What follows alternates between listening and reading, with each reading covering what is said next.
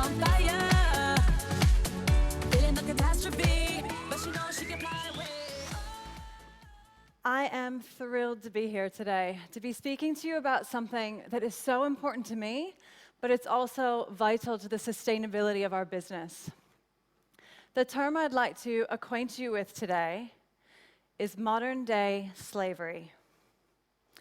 I'm going to let you sit with that for just a second, because you heard me correctly.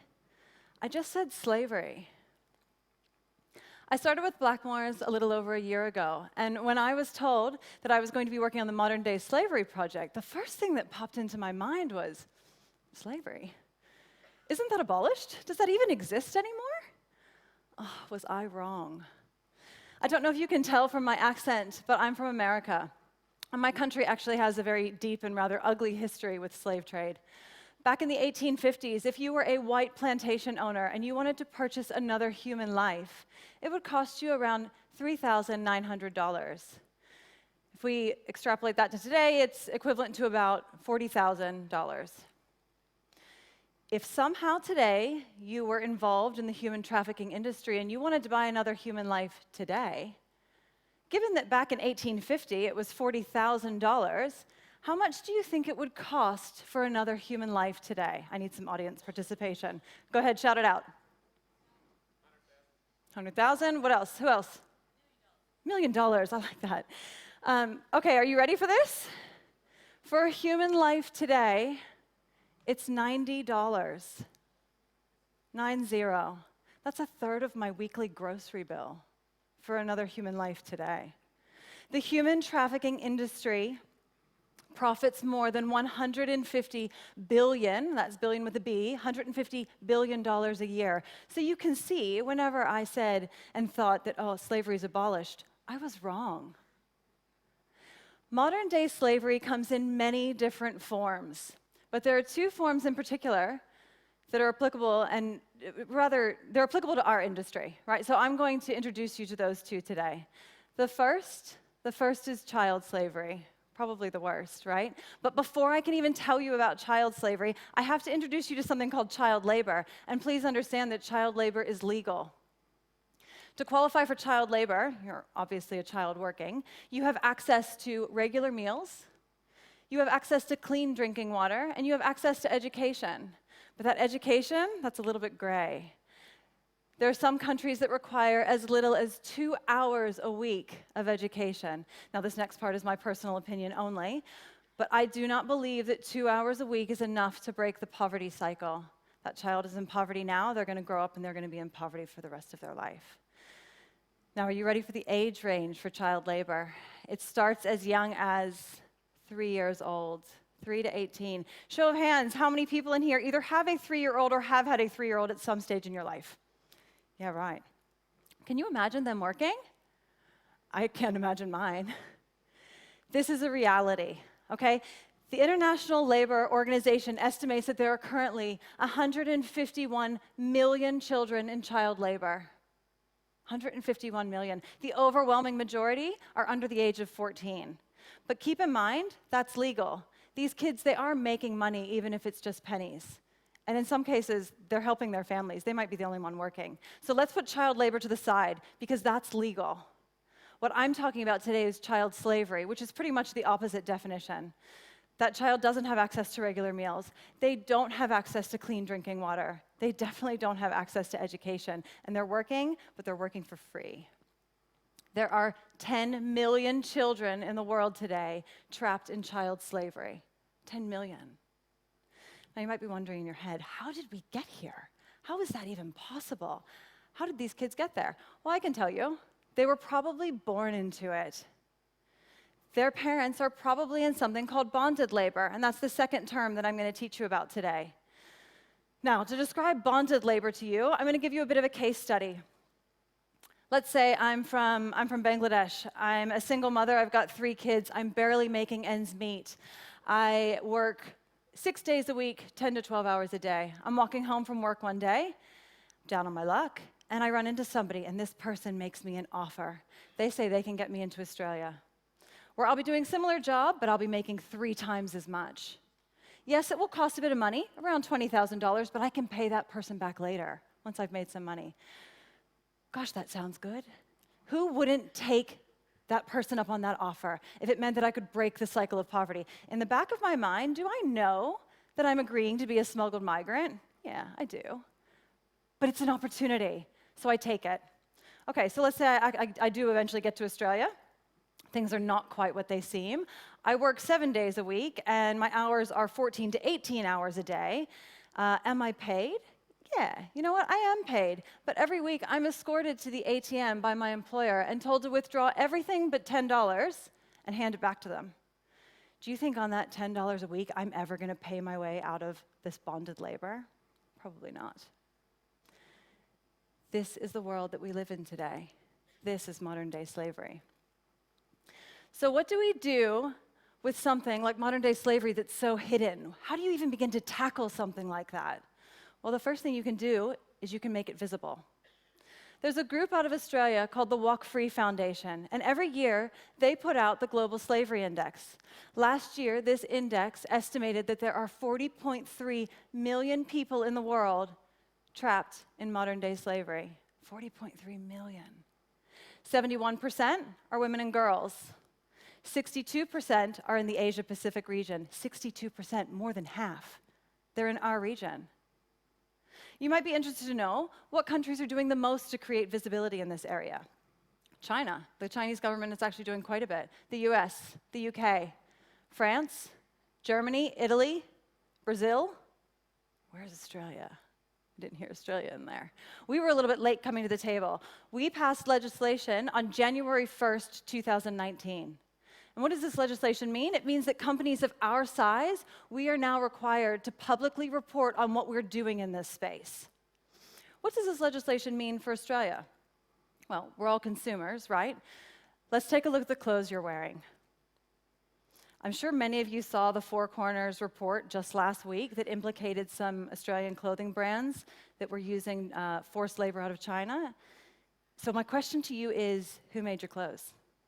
Do you know that person? Do you know who personally made your clothes? You probably don't. I have no idea who made this. I trust the company that I bought it from to be doing the right thing. And the same can be said for our products and our consumers. Our consumers trust that we are doing the right thing. So what does this legislation mean for Australia? For the Blackmores Group? It means that we must be accountable for the liberties of the people in our entire supply chain. And if you don't know how big our supply chain is, then I'm going to spell it out for you. I want you to think in your mind right now of one ingredient. Pick any ingredient. Who grew that ingredient? Who harvested that ingredient? Who transported that ingredient? Who manufactured it? Who packed it? Who got it to the shelf so it could be sold? Right, that's one ingredient. Multiply that times all of our ingredients, times all of our products across all of our brands. Are you starting to get how big our supply chain is? And that's just our product supply chain. There's a supply chain that actually makes our business run as well. The beautiful books that we were given today, who printed them? Who prints our marketing material? The buildings that we work in, who cleans those buildings? Who takes the waste away from those buildings? Am I painting the picture? Our supply chain is huge, and we must be accountable for the people working in there. The consumers, our consumers are demanding this. Do you know that 80% of consumers in Australia have actually said they care how sustainable we are? 80%. When we look at millennials alone, the number jumps up to 90%. That's huge. Millennials, they're high value, they're very influential. We should care what they think. Take that same demographic and turn up to China. 3/4 have said that they would prefer a brand to be socially responsible over just being on trend. We should be listening to this, and this is an opportunity. It's an opportunity for us to do better. So I hope that I'm painting a good picture for you and that you understand that we can do something here. Every single person that works for this great company, you should feel good about yourselves because your company is doing something in this space. We are doing something. Do you want to hear what we're doing? Yes? Yes, come on, give me something. Okay, so what I'm going to do is I'm going to tell you a little bit about the project, and I'm going to tell you a little bit about my experience that I've had so far on it. Back in December, the ET signed off on a program of work called Partnering for People. By March, so just a few months later, we had software put in place. This software was really important. What this software allows my team is the strategic sourcing team, to do is we can now request and store information from our suppliers on their business practices. So this software stores that information and it automatically assesses it for risk. Okay, that sits in there in the software. The software then takes country data. Where was that ingredient grown? Where is that supplier located? Looking at that country, is there political unrest there? Are they in an economic crisis? Do they have natural disasters? What kind of risks are associated? And it puts it with the other risk that came from those questions that we asked. And this develops an overall risk rating for each supplier. So now my team has a list of all of our suppliers and risk rating. So now I can determine who are our high-risk suppliers. And what do we do when we find a high-risk supplier? Do not run away. Do not leave them. Our job is to partner with them, and we lift them up, and we bring them to a higher standard. That's our job. So I'm gathering all this data, right? What am I going to do with it? Do you remember that legislation I was talking about? That legislation requires that a company of Blackmores Group size publicly report by December 2020 on what we're doing to create visibility in this space. But you know what? We're going to report in October 2019. We are so ahead of the game. We are more than a full year ahead in this space. Gosh, that feels good, doesn't it? My team has contacted, since March, my team has contacted more than 100 of our suppliers. We've set up their accounts, and we've started gathering data from them. The overwhelming response has been positive. We've been called progressive. We've been told we're leading the change. We've been called a shining example of what companies should be doing in this space. You know, we actually had one supplier thank us. They thanked us because we brought to light some issues that they were having with excessive working hours for their employees, and they fixed it within a month. Work that we are doing, that your company is doing, is improving the livelihoods of people in our entire supply chain. Now, I'm going to be honest, it hasn't been all rainbows and roses.